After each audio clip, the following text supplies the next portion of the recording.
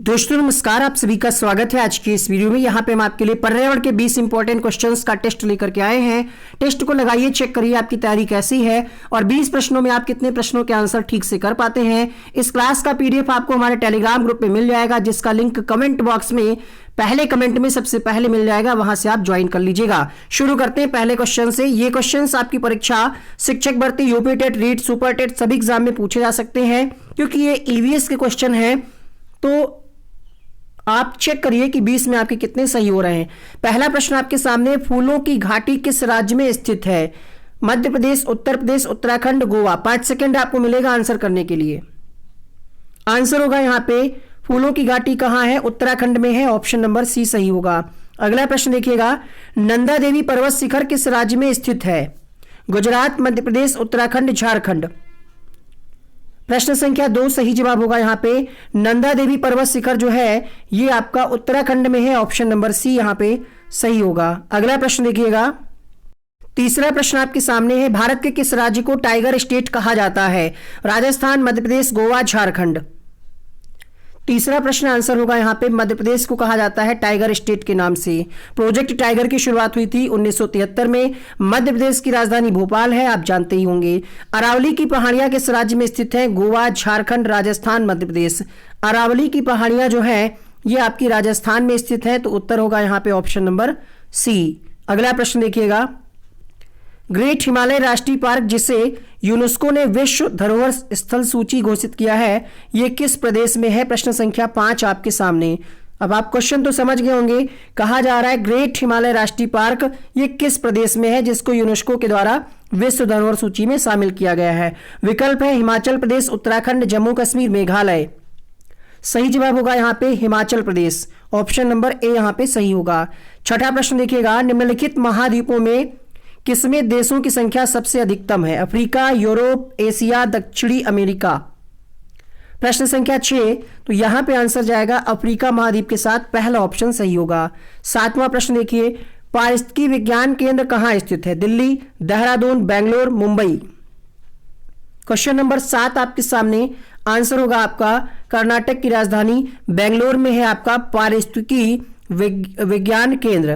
Question number 8 देखिएगा, निम्नलिखित में से पृथ्वी किस गैलेक्सी का भाग है? उर्सा माइनर, स्कल्पचर, डेक्लो या फिर मिल्की वे।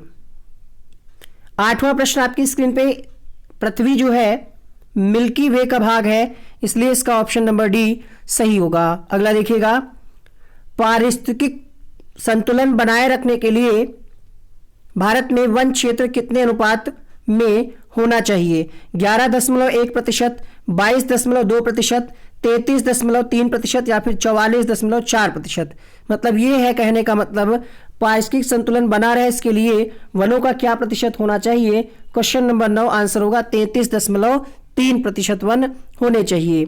अगला प्रश्न देखिएगा, निम्नलिखित में से कौन सा परंपरागत ऊर्जा का स्रोत है? बायोगैस, ज्वारी ऊर्जा, सौर ऊर्जा या फिर कोयला। क्वेश्चन नंबर 10 आंसर होगा यहां पे कोयला के साथ, ऑप्शन नंबर डी सही होगा। अगला प्रश्न देखिए, निम्न में से कौन सी ऊर्जा जैविक मात्रा में सबसे ज्यादा इस्तेमाल की जाती है? परमाणु ऊर्जा, सौर ऊर्जा, भू ऊर्जा, ज्वारी ऊर्जा। क्वेश्चन नंबर 11 सही जवाब होगा यहां पे सौर ऊर्जा जो है सबसे ज्यादा जैविक मात्रा में इस्तेमाल की जाती है। घर घर में सोलर पैनल लगे हुए हैं। भारत में सूती वस्त्रों की राजधानी किसे कहा जाता है? सूरत, मुंबई, अहमदाबाद, कोलकाता। सूती वस्त्रों की राजधानी कहा जाता है किसको? मुंबई को कहा जाता है। बी ऑप्शन यहां पे सही होगा।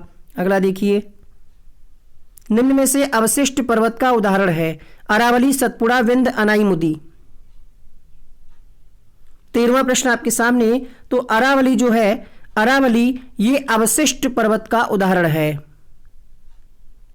अवशिष्ट पर्वत होते क्या हैं ये आप जानिए। तो इनका निर्माण जो है विभिन्न कारकों द्वारा अपर्दन से होता है, जैसे आपका अरावली ऑप्शन में दिया हुआ है, और नीलगिरी ये किसके उदाहरण हैं? तो ये अवशिष्ट पर्वत के उदाहरण हैं। आगे बढ़ते हैं अगले प्रश्न की तरफ। क्वेश्चन नंबर 14 देखिएगा, निम्नलिखित में से मध्य प्रदेश में अफीम की खेती किस जिले में होती है? देवास, रतलाम, मंदसौर, झाबुआ। क्वेश्चन नंबर 14 आपके सामने आंसर होगा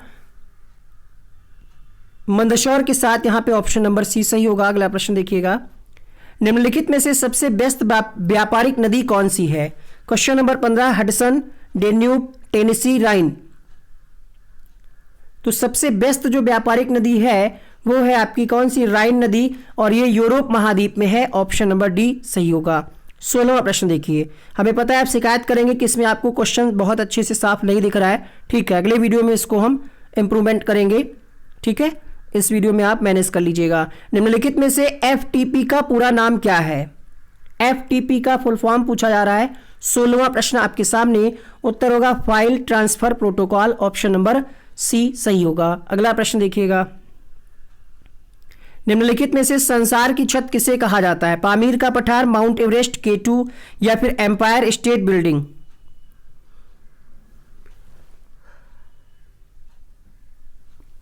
सबको पता होना चाहिए, पामीर का पठार जो है इसे संसार की छत कहा जाता है। 17 का पहला ऑप्शन सही होगा। 19वां प्रश्न, कुनैन किस पेड़ से प्राप्त करते हैं? यूकेलिप्टस पेड़, सिनकोना पेड़, नीम पेड़ या फिर सिकोया? 18वां सवाल आपके सामने, तो ये हम सिनकोना पेड़ से प्राप्त करते हैं। विकल्प बी सही होगा। निम्नलिखित में से सबसे ठंडा रेगिस्तान कौन सा है? अटाकामा, सहारा, गोबी, टकलामाकन? क्वेश्चन नंबर 19 सही जवाब होगा। यहां पे गोबी जो है ये ठंडा रेगिस्तान का एक प्रकार है। अगला प्रश्न, भारत का क्षेत्रफल संपूर्ण विश्व के क्षेत्रफल का कितना प्रतिशत है? क्वेश्चन नंबर 20, तो संपूर्ण ये विश्व का जो है सिर्फ और सिर्फ 2.4% है, फिर भी इतनी आबादी है भारत में, समझिएगा बात को। तो यहाँ पे 20 में कितने सही हुए कमेंट करें। अब इसका जो भी प्रश्न आपका गलत हुआ है एक बार दोबारा से हम रिवीजन कराते हैं ताकि सारे प्रश्न आपको इसी वीडियो में याद हो जाएं। तो रिवीजन वाला पार्ट आगे कंटिन्यू करते हैं। लाइक कर देना वीडियो को आप सभी लोग।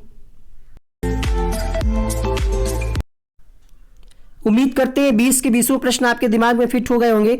अब क्या करना है, आपको चैनल को सब्सक्राइब कर लेना है अगर आपने अभी तक नहीं किया है, वीडियो को लाइक कर देना है, और यहाँ पे कुछ अन्य वीडियोस के लिंक बन करके आ रहे हैं जिनको आप यहाँ से क्लिक करके प्ले करके देख सकते हैं। चलिए मिलते हैं अगली क्लास में। Thank you so much, wish you all the best.